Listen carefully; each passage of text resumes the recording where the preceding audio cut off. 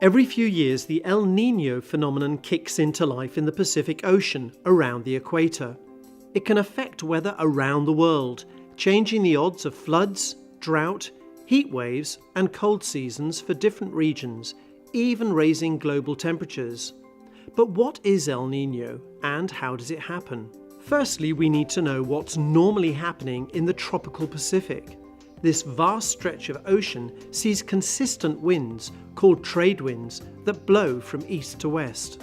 These winds push warm water near the surface in their direction of travel, so the warm water piles up on the western side of the ocean around Asia and Australasia.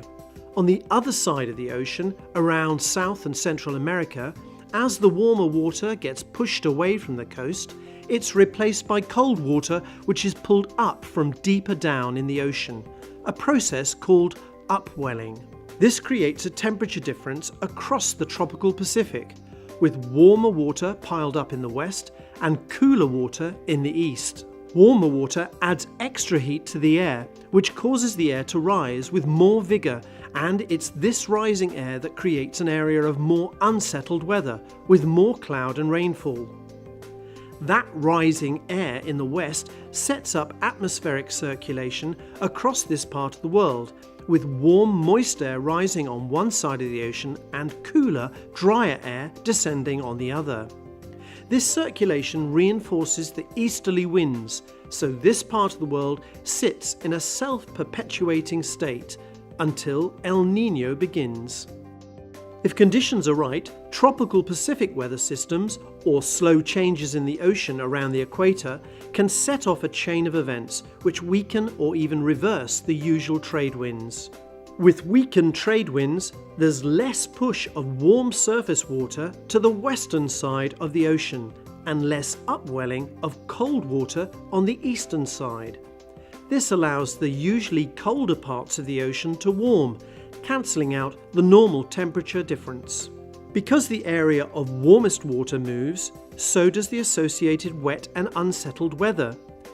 This changes rainfall patterns over the equatorial Pacific, as well as the large-scale wind patterns. It's this change in winds which has a knock-on effect, changing temperature and rainfall in locations around the world. The main impacts are around the tropics, where you see an increase in the risk of floods in Peru and droughts in Indonesia, India, and parts of Brazil.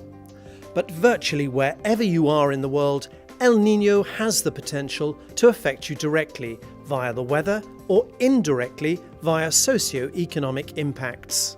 There's another impact from El Nino which happens because of all the extra heat at the surface of the tropical Pacific.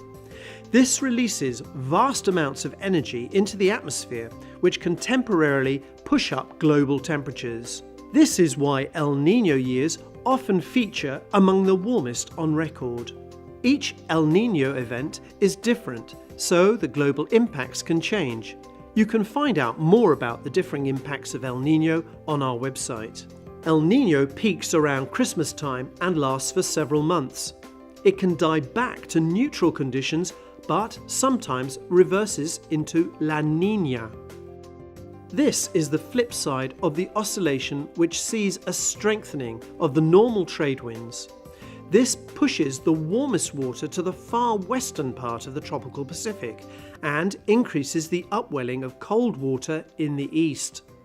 This cooler water extends out from the coast of the Americas towards the central part of the ocean.